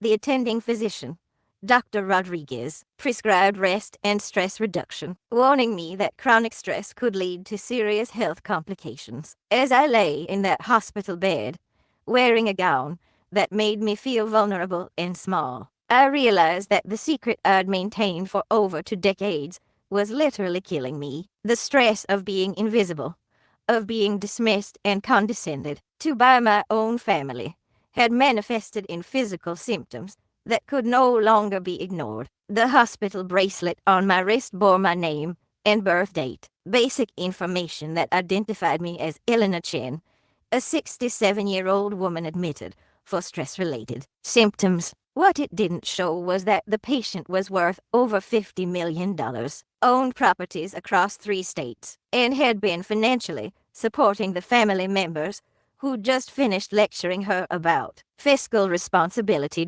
In that sterile hospital room, I made a decision that had been building for months. I was done being invisible. I was done accepting condescension from people I'd been quietly supporting. I was done living a lie that protected everyone except myself. It was time for my family to learn who Elena Chen really was. The weeks following my hospitalization were spent in careful preparation for a revelation that would change everything. I couldn't simply announce my wealth without evidence my family would assume I was having some kind of breakdown, perhaps brought on by the stress they believed I was experiencing due to my supposed financial difficulties. I began by commissioning a comprehensive financial investigation of my immediate family members. This wasn't motivated by vindictiveness, but by necessity. I needed to understand their true financial positions before revealing my own, partly to gauge how my disclosure might affect them, and partly to document the contrast between their perceptions and reality. The investigation was conducted by Margaret Thompson, a discreet financial researcher who specialized in background checks for wealthy individuals considering major gifts or investments. I presented myself as a potential benefactor who wanted to understand the needs of my intended recipients before making any commitments. The results were illuminating and somewhat depressing. Michael and Sarah's combined income was $73,000 per year, but they were carrying $47,000 in credit card debt, had no meaningful savings, and were behind on several monthly payments. Their mortgage, which they'd obtained with a down payment I'd secretly provided, was current only because I'd been anonymously covering the property tax and insurance payments. For the past 2 years, Lisa's financial situation was marginally better, but still concerning. She earned $68,000 annually and had managed to save about $12,000, but she was also carrying substantial student loan debt and had recently taken out a personal loan to cover some unexpected medical expenses. Her credit score was good, but not excellent, reflecting the ongoing struggle to balance income with expenses in an expensive city. Most telling was the investigation's revelation about how my family members viewed their own financial situations. In interviews with friends and colleagues, they consistently described themselves as middle class and financially stable, never mentioning any family financial support. They genuinely believed they were managing their finances independently and successfully. The psychological profiles were equally revealing. Sarah was described by colleagues as ambitious and status conscious, someone who cared deeply about appearances and social positioning. Michael was seen as responsible, but financially naive, someone who trusted others to handle complex monetary decisions. Lisa was viewed as hardworking, but overwhelmed, struggling to balance career advancement with financial pressures. None of them had mentioned having a wealthy family member who might provide financial assistance. Their social circles apparently had no idea that they'd received help with major purchases, or that their lifestyle was being subsidized in various ways. This confirmed what I'd suspected. They themselves didn't fully realize the extent of the support they'd been receiving. Armed with this information, I began assembling documentation of my own financial position. This required coordinating with multiple financial institutions, property managers, and legal entities to create a comprehensive picture of my wealth. The resulting portfolio statement was 127 pages long and detailed assets worth $52.3 million. As of October 2021, the document was professionally prepared by my private banker, formatted as an official net worth statement that would be required for certain types of loans or investments. It included property valuations, stock holdings, bond portfolios, private equity investments, and business valuations, all verified by third-party assessments and supported by legal documentation. I also prepared a detailed history of the financial support I'd provided to family members over the years. This wasn't intended as a weapon, but as context, a way to help them understand that their financial stability hadn't been achieved in isolation. The list included major items like wedding funding, house down payments, and debt consolidation, as well as smaller ongoing support like insurance payments and utility assistance. The emotional preparation was more challenging than the financial documentation. I practiced the conversation repeatedly, imagining different reactions and preparing responses to questions I knew would come. How long had I been wealthy? Why had I kept it secret? What did this mean for our family relationships going forward? I consulted with Dr. Patricia Wong, a family therapist who specialized in wealth-related family dynamics. Without revealing specific details, I described the general situation: a family member who'd been concealing significant wealth while enduring condescension and financial lectures from relatives they'd been secretly supporting. Dr. Wong helped me understand that my family's reaction would likely involve several stages: disbelief, anger, embarrassment, and eventually, hopefully, acceptance. She warned that some relationships might be permanently damaged by the revelation, while others might actually improve once artificial barriers were removed. The most important advice she gave me was to approach the conversation with clear intentions. What did I hope to achieve? Was this about punishment, education, or simply honesty?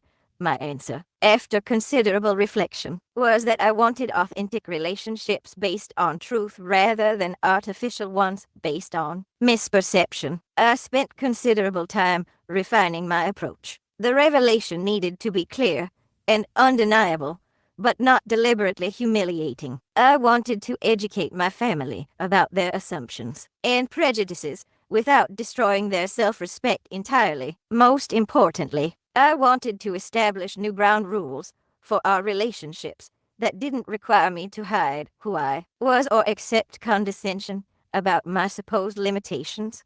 The timing was crucial. I decided to wait for a natural opportunity when the family was gathered, and the conversation turned to financial matters which, given their recent concern for my welfare, happened with predictable regularity. As I finalized my preparations, I felt a mixture of nervousness and relief. The secret that had defined my adult life was about to end. Whatever came next, I would no longer be invisible in my own family, for better or worse. They were about to meet the real Elena Chen. The moment arrived exactly as I'd anticipated it would. We were sitting around my dining room table, the same table where Sarah had spread her condescending real estate proposal just months earlier, and she was once again explaining why I needed to accept her generous offer to purchase my house. Elena, I've been thinking about our conversation, Sarah began, her voice taking on that familiar tone of patient instruction. I really think you should consider this opportunity seriously. The housing market is unpredictable, and at your age, you need the security that comes from having cash in the bank, rather than all your money tied up in property. She pulled out a fresh folder of documents, the same lowball appraisal and insulting purchase offer, now supplemented with additional paperwork that she clearly thought strengthened her case. I've spoken with several real estate agents, she continued, and they all agree that $180,000 is actually quite generous for a house this age in this neighborhood. Plus, the apartment I found for you is really lovely, much more suitable for someone in your situation. Michael nodded supportively. Mom, Sarah's put a lot of work into researching this. She's trying to help you make a smart financial decision. I looked around the table at my family, my children, my daughter-in-law, my grandson Tommy, who was old enough now to follow the conversation. They were all united in their concern for my welfare, convinced that they were rescuing me from my own poor judgment. The moment arrived exactly as I'd anticipated it would. We were sitting around my dining room table, the same table where Sarah had spread her condescending real estate proposal just months earlier, and she was once again explaining why I needed to accept her generous offer to purchase my house. Elena, I've been thinking about our conversation, Sarah began, her voice taking on that familiar tone of patient instruction. I really think you should consider this opportunity seriously. The housing market is unpredictable, and at your age, you need the security that comes from having cash in the bank, rather than all your money tied up in property. She pulled out a fresh folder of documents, the same lowball appraisal and insulting purchase offer, now supplemented with additional paperwork that she clearly thought strengthened her case. I've spoken with several real estate agents, she continued, and they all agree that $180,000 is actually quite generous for a house this age in this neighborhood. Plus, the apartment I found for you is really lovely, much more suitable for someone in your situation. Michael nodded supportively. Mom, Sarah's put a lot of work into researching this. She's trying to help you make a smart financial decision. I looked around the table at my family, my children, my daughter-in-law, my grandson Tommy, who was old enough now to follow the conversation. They were all united in their concern for my welfare, convinced that they were rescuing me from my own poor judgment. That's very thoughtful, I said quietly, but I need to tell you something about this house before we go any further. Sarah leaned forward, her expression brightening. She probably thought I was finally ready to accept her offer. The truth is, I continued, reaching into my own folder, I can't sell you this house for $180,000 because I didn't pay anywhere near that amount for it. I pulled out the original deed of sale, dated March 15, 2001. The purchase price was clearly visible, $340,000. Sarah's confident expression faltered slightly. Well, yes, real estate values fluctuate over time. That's exactly why now might be a good time to sell, before values drop further. Sarah, I said gently, this house is currently worth $850,000. Your appraisal either missed the complete renovation I did in 2018, or it was deliberately prepared to support a lowball offer. The silence that followed was profound. Michael was the first to speak. Mom, that can't be right. How would you know the current value? And how could you afford renovations? Instead of answering directly, I pulled out the next document, the property tax assessment from Los Angeles County, dated just 2 months earlier. The assessed value was $847,000, almost exactly what I'd stated. I know the value because I've been following real estate values carefully for over 20 years, I said, and I could afford renovations because I've been more successful than you realize. Sarah was studying the tax assessment with growing confusion. Elena, I don't understand. If this house is worth that much, why are you still working as a cleaning lady? Why do you live so modestly? It was the perfect opening for the conversation I'd been preparing for months. That's an excellent question, I replied. The answer is complicated, but it starts with the fact that I haven't been just a cleaning lady for a very long time. I've been a business owner, a real estate investor, and apparently a pretty good one. I reached into my folder again and pulled out a single-page summary of my property holdings. 15 properties across 3 states, with a combined value of $18.7 million. Lisa was the first to react, leaning forward to read the document more carefully. Mom, what is this? This can't be real. It's very real, I said. Would you like to see the individual property deeds, the rental income statements, the management company reports? The atmosphere in the room had shifted dramatically. The confident, helpful tone that had characterized Sarah's presentation was gone, replaced by stunned confusion and growing alarm. Elena, Sarah said slowly, if you own all these properties, why didn't you tell us? Why have you been living like a poor immigrant who cleans houses for a living? I finished for her. Because that's how you've always seen me, and because that identity protected my privacy while I built something that I wasn't ready to share. Michael was shaking his head in disbelief. Mom, this doesn't make sense. We've been worried about your finances for years. We've been trying to help you plan for retirement, to manage your money better. I know, I said, and I appreciate your concern. But the truth is, I haven't needed your financial advice for quite some time. I pulled out the final document, the comprehensive portfolio statement, prepared by my private banker. 127 pages detailing assets worth $52.3 million. The sound Sarah made when she saw the first page wasn't quite a gasp and wasn't quite a groan. It was the sound of someone's understanding of reality shifting fundamentally in real time. $52 million, she whispered. As of last month, I confirmed. It fluctuates with market conditions. But yes, that's approximately correct.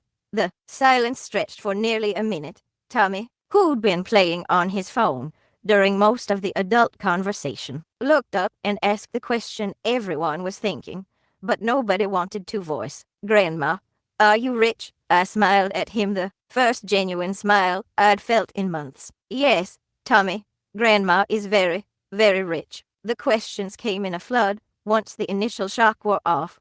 Where had the money come from? How long had I been wealthy?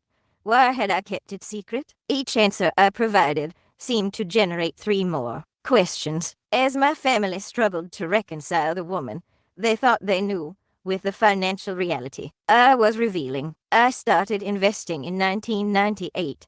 I explained, walking them through my journey from those first tentative stock purchases to the sophisticated portfolio I manage today. Apple, Microsoft, Google. I bought them early and held on. Real estate came later, starting with a duplex in Alhambra in 2003. Sarah was studying the portfolio statement with the intensity of someone trying to decode a foreign language. Elena, some of these investments are in companies I've never heard of. How did you know to buy them? I listened. I said simply, for 25 years, I've been in the homes of wealthy, successful people. They talk about business deals, stock tips, real estate opportunities, merger rumors. They discuss these things in front of me because to them, I'm invisible, just the cleaning lady who couldn't possibly understand or benefit from what they're saying. The irony wasn't lost on any of them. Michael looked stricken as he began to understand the implications. Mom, you mean all those times we worried about your finances, you were actually richer than the people you were cleaning for? In many cases, yes, I admitted. Mrs. Patterson, whose house I clean on Thursdays. Her investment portfolio is worth about $2 million. Mr. Davidson, the commercial real estate developer, his net worth is somewhere around $8 million. I know because I've overheard their financial planning conversations for years. Lisa was struggling with a different aspect of the revelation. But Mom, if you have all this money, why do you still work? Why do you still clean houses? It was the question I'd been expecting, and the one that required the most complex answer. Because the cleaning business provides perfect cover, I explained.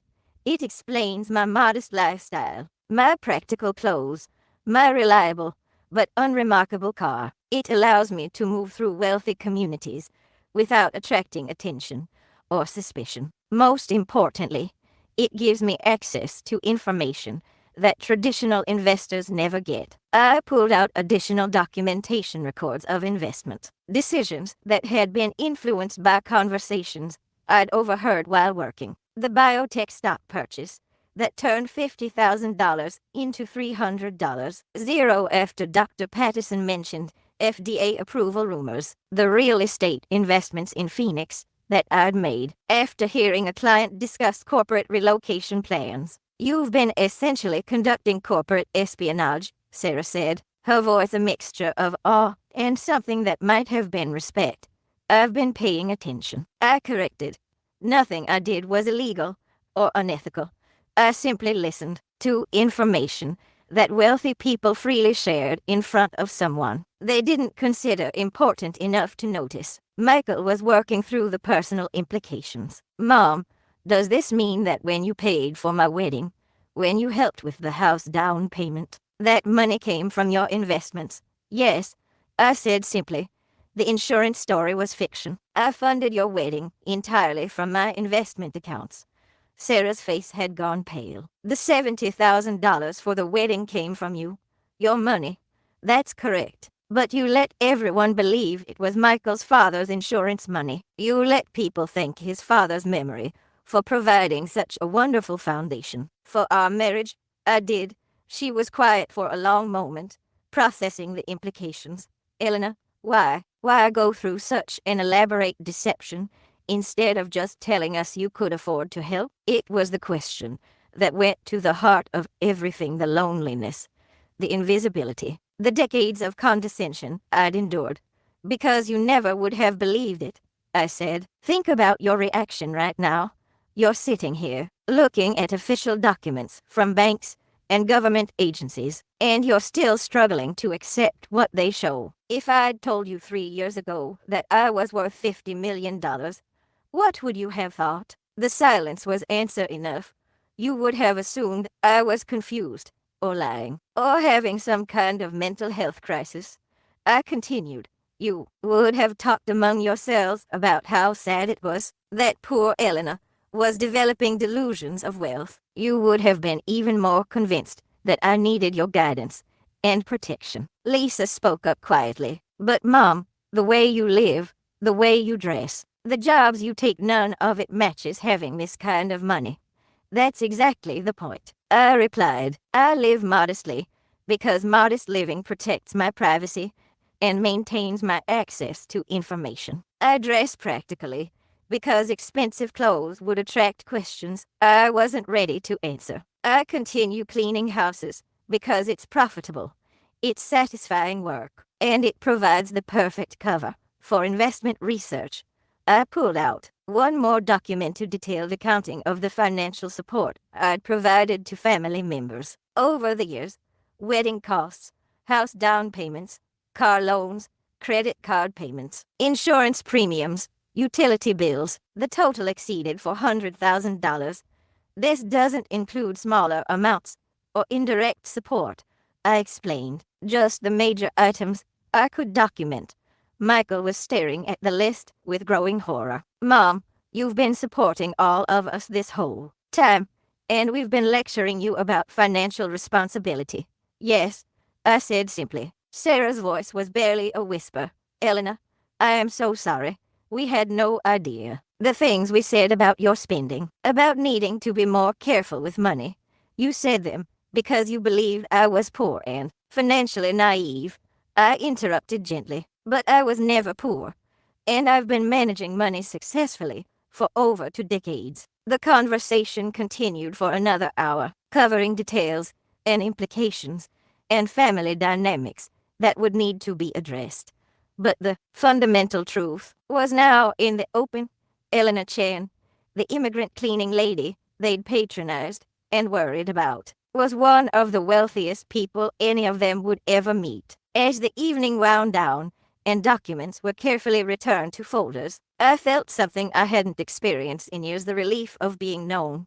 Whatever came next, whatever challenges this revelation might create, I would face them as myself rather than as the fiction I'd maintained for so long. The invisible woman had finally stepped into the light. The days following my revelation were a whirlwind of phone calls, emails, and awkward conversations as my family struggled to process their new reality. Each person reacted differently, and their responses revealed more about their character than I'd learned in years of careful observation. Michael was the first to call, just 2 days after our dinner table confrontation. His voice was shaky, emotional in a way I hadn't heard since he was a child. "Mom, I can't stop thinking about all the times we treated you like you didn't understand money," he said. "All the times, Sarah and I explained basic financial concepts to you, like you were a child. I'm so ashamed." His apology was genuine and painful to hear. "Michael, you treated me the way you thought was appropriate based on what you believed about my situation." "But that's just it," he replied.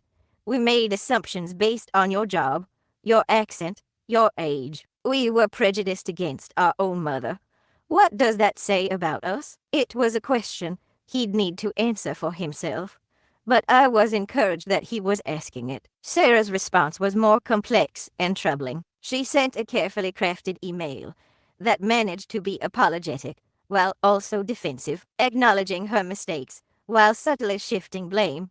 "Elena, I hope you can understand that my concern came from a place of love," she wrote. "When we see someone we care about making what appear to be financially risky decisions, it's natural to want to help. I had no way of knowing that you were actually making sophisticated investment choices rather than impulse purchases." The email went on to suggest that my secrecy had been unfair to the family, that we could have avoided misunderstandings if I'd been honest from the beginning. While she apologized for her tone and assumptions, she also implied that I bore responsibility for creating the situation that led to her condescension. Lisa's reaction was perhaps the most honest and direct. She called me crying, her voice raw with emotion. "Mom, I've been lying awake thinking about every conversation we've had about money over the past few years," she said. "Every time I worried about you, every time I felt like I needed to take care of you financially. You must have thought we were such fools." "I never thought you were fools," I assured her. "I thought you were caring children who wanted to protect someone you believe was vulnerable. But we were so condescending," she continued. "And the worst part is, we were condescending to someone who'd been quietly taking care of all of us for years. How do we come back from that?" The question of consequences extended beyond hurt feelings and wounded pride. My revelation had fundamentally altered the power dynamics within our family, and we needed to establish new ground rules for our relationships going forward. I scheduled individual meetings with each family member to discuss what my disclosure meant for our future interactions. These conversations were difficult but necessary, addressing both practical matters and emotional boundaries. With Michael and Sarah, the discussion focused on their financial dependence and my expectations for their increased independence. I explained that while I'd been happy to help during their early marriage, my support had created an unhealthy dynamic where they'd become reliant on assistance they didn't even realize they were receiving. Going forward, I told them, "You'll need to manage your finances without my intervention. No more anonymous payments of bills or loans. No more mysterious insurance windfalls when you need money You're adults, and you need to live within your actual means. Sarah bristled at this, pointing out that they'd never asked for the help I'd provided. Elena, you chose to support us secretly. We didn't know. We were supposed to be grateful for assistance. We didn't know we were receiving. You're right, I acknowledged. But now you do know. And now you know that your lifestyle has been subsidized in ways that aren't sustainable unless you accept being financially dependent on me permanently. This led to a broader conversation about their expectations and my boundaries. They'd assumed that discovering my wealth would solve their financial problems, that I'd be happy to openly provide the support I'd been giving secretly. Instead, they learned that my revelation came with strings attached to expectations for honesty, respect, and adult responsibility. Lisa's conversation was different, but equally challenging. She'd been more financially independent than her brother, but she'd also been more emotionally distant, embarrassed by my work and social status. Now she needed to reconcile her shame with the reality of my success. I don't know how to make up for the way I've treated you, she admitted. I was embarrassed by my own mother, and it turns out you were more successful than any of my friends' parents. You can start by treating me with the respect you'd show any successful businesswoman, I replied. No more apologizing for my presence at social events. No more changing the subject when people ask about my work. No more inventing alternative versions of my life because the real one doesn't meet your standards. The most difficult conversation was about my will and estate planning. My family had naturally assumed that learning about my wealth meant they'd inherit it all, that my financial success would eventually become their financial security. I needed to disabuse them of that notion. I'm 67 years old, I told them during our next family meeting. If I live to be 90, that's 23 more years of investment growth. By the time I die, this portfolio could be worth well over $100 million. The numbers clearly impressed them, but I continued before they could start planning their inheritances. What you need to understand is that my will has always been based on the relationships I have with each of you. At the time I die, the way you've treated me over the past few years has influenced how I think about passing on wealth. I pulled out documents from my attorney showing my current estate plan. The majority of my wealth was designated for charitable foundations focused on immigrant education and small business development. My family members were included, but their bequests were modest enough to provide security, but not enough to replace the need for productive careers. This could change, I explained, if our relationships improve. If I see genuine respect and adult responsibility, these allocations could be revised, but they could also be reduced further if I continue to experience the kind of treatment I've received recently. The room was quiet as they absorbed this information. Sarah was the first to speak. Elena, that seems almost vindictive. You're punishing us for not knowing something you deliberately hid from us. I'm making inheritance decisions based on character and behavior, I corrected. The same criteria I'd use for anyone else. The fact that you're related to me doesn't entitle you to my money, especially if you haven't shown me basic respect. Over the following weeks, I watched my family members adjust to their new understanding of our relationships. Some changes were positive. Michael began treating me as an equal in conversations about business and investing. Others were concerning. Sarah's interactions became more calculated, as if she was performing respectfulness rather than feeling it. But for the first time in decades, I was interacting with my family as myself rather than as the fiction I'd maintained. Whatever challenges lay ahead, they would be based on truth rather than misunderstanding, and that felt like progress worth celebrating.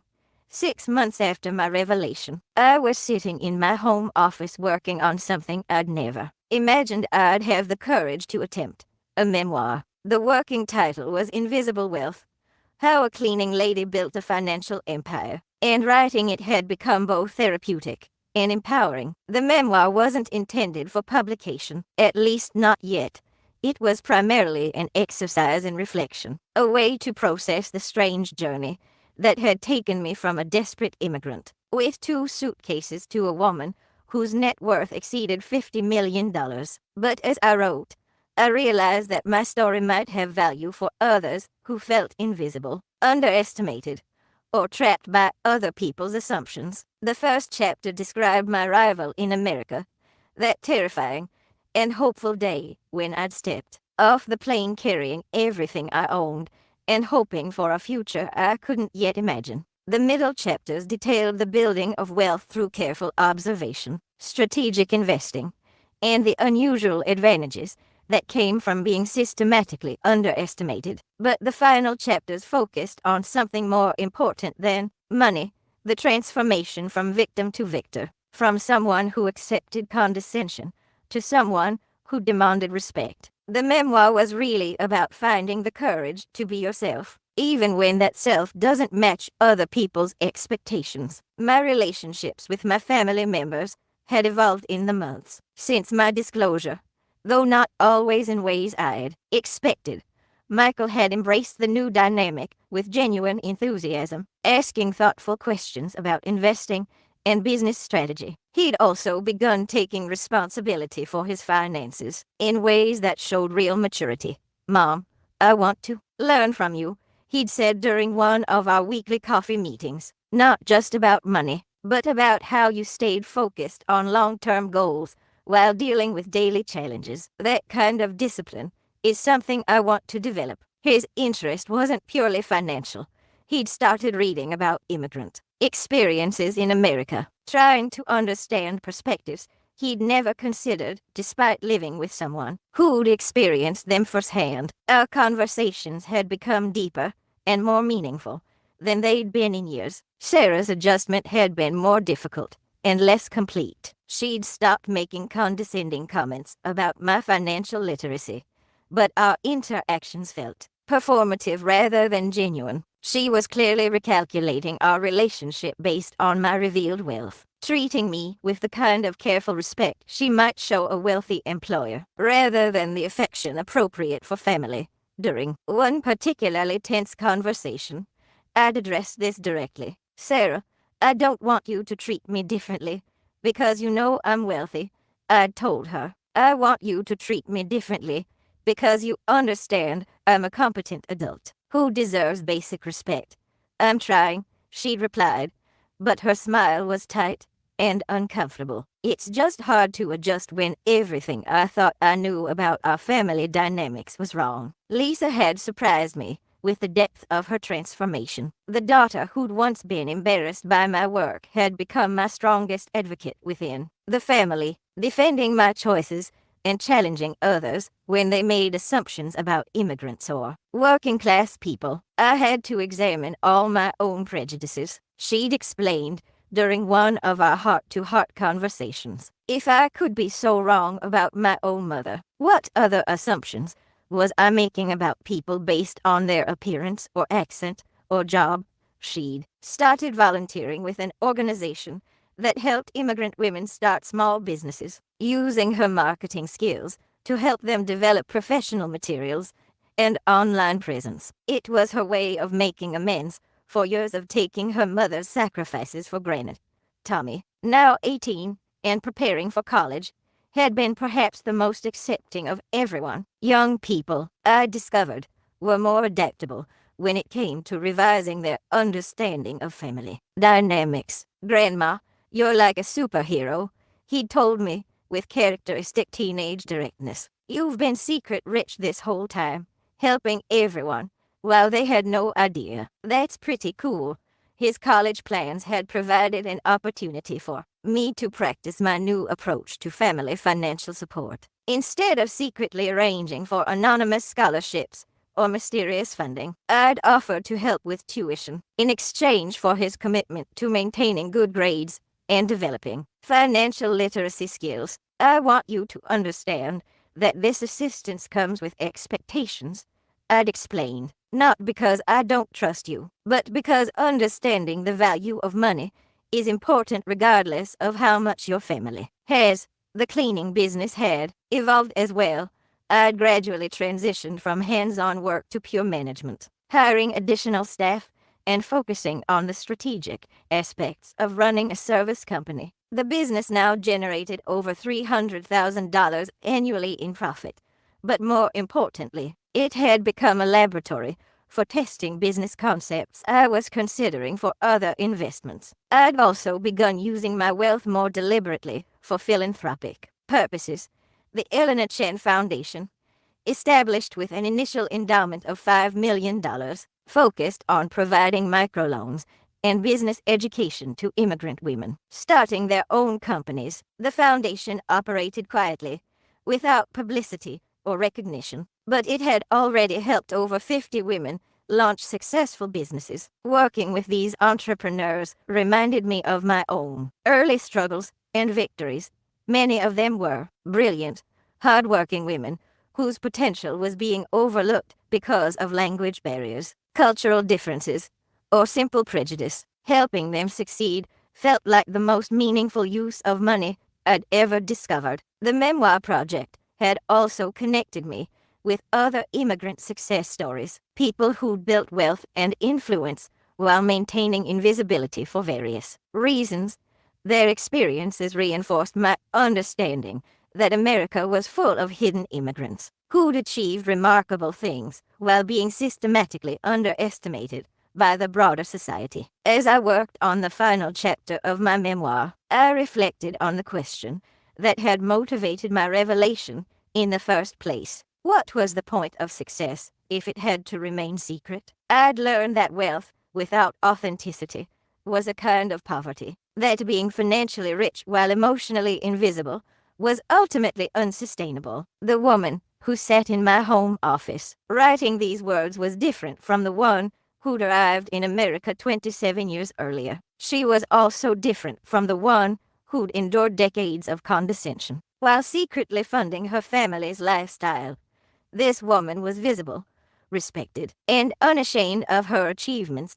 My net worth had grown to nearly $60 million, but the number that mattered more was the respect I'd earned from people who now knew exactly who Elena was and what she'd accomplished. I was no longer the invisible immigrant cleaning lady whose opinions could be dismissed and whose intelligence could be questioned. I was Elena Chen, entrepreneur, investor, philanthropist, and matriarch of a family that had finally learned to see her clearly, and for the first time in decades, that felt like enough.